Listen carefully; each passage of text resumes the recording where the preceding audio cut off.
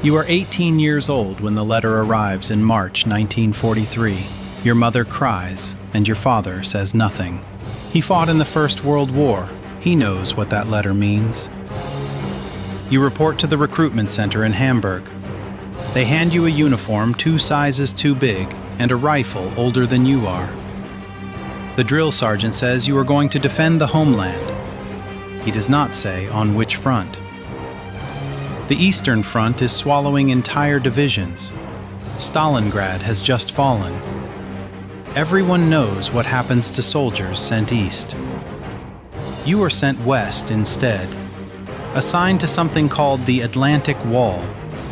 December 1943.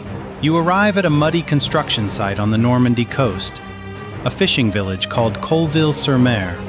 Your position is designated Strong Point WN62.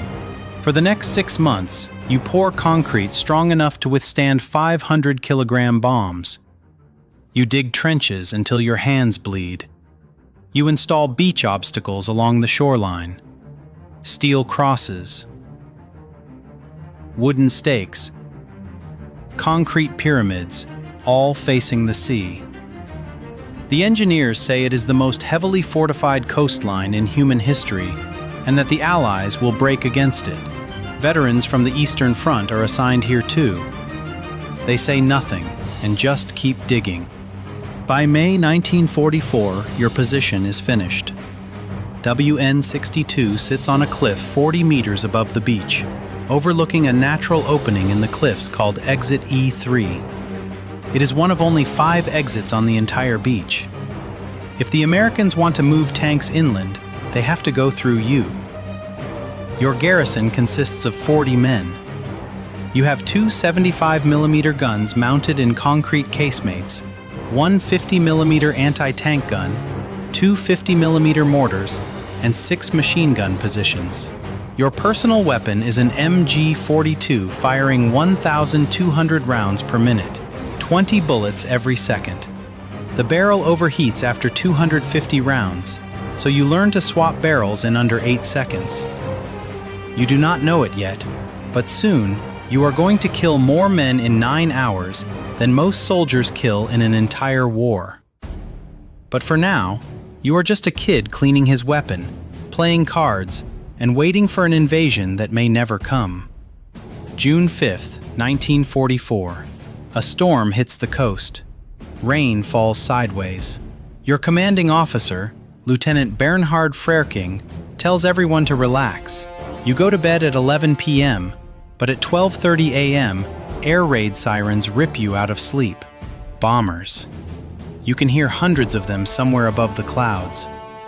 You run to your position, heart pounding, waiting for the bombs to find you. But because of the clouds and heavy rain, the bombers cannot see their targets. They drop their bombs 3 kilometers inland, destroying empty fields and terrified cows. Your bunker does not take a single hit. 448 B-24 bombers have just missed you by accident. At 4 in the morning, the clouds open just enough to reveal the horizon. And that is when you see them. Ships. You have never seen that many ships. You stop counting at 5,000 because there is no point anymore. Battleships, cruisers, destroyers, troop transports.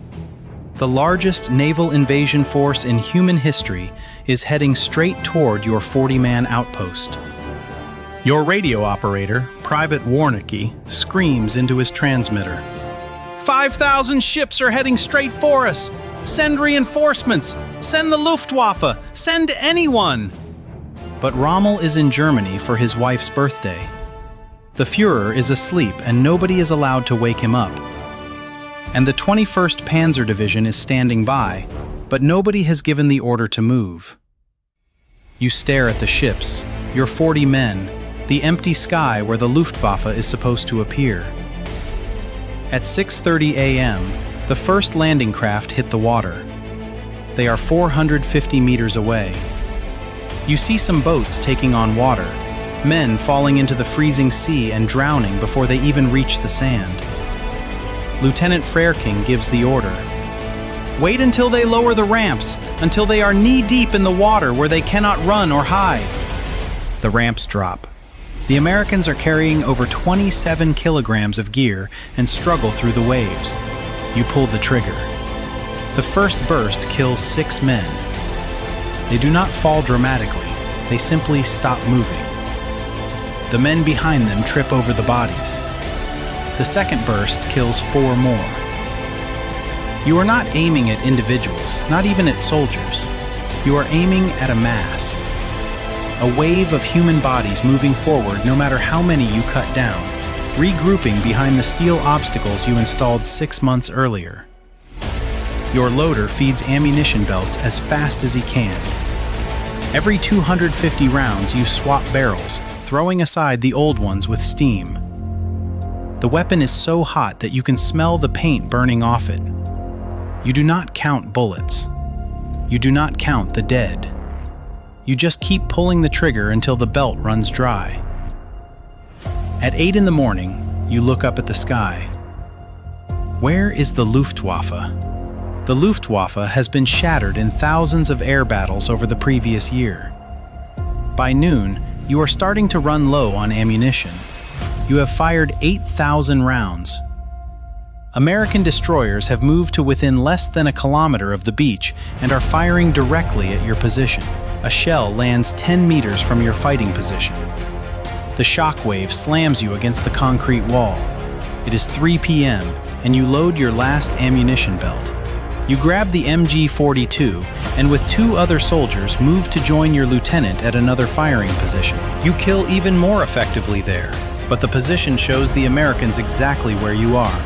In less than 20 minutes, every gun on the beach is targeting your position.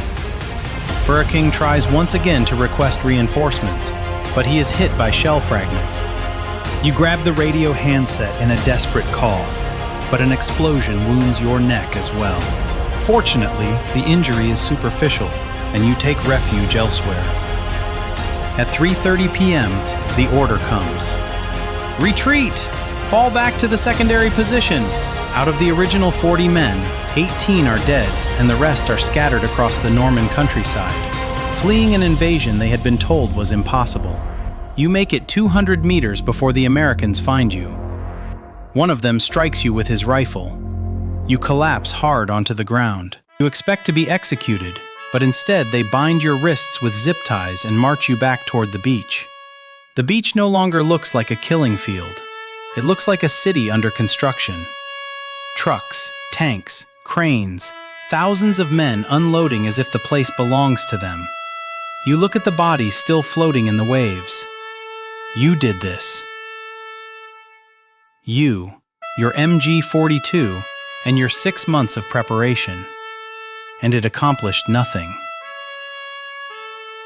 They load you onto a transport ship. You expect hunger and beatings. Instead, they give you sausages, mashed potatoes, white bread, and coffee. The American guards give you cigarettes. One of them even offers you chocolate. You end up in Kansas, at a place called Camp Concordia. The prisoners call it the Fritz Ritz. Ice cream, Coca-Cola, 80 cents a day for labor. You try not to think about the beach. You try not to count the bodies. May 1945. The war ends. They send you back to Germany, or what is left of it. Your hometown is in ruins. Your house, too. Your father never came back from the Eastern Front.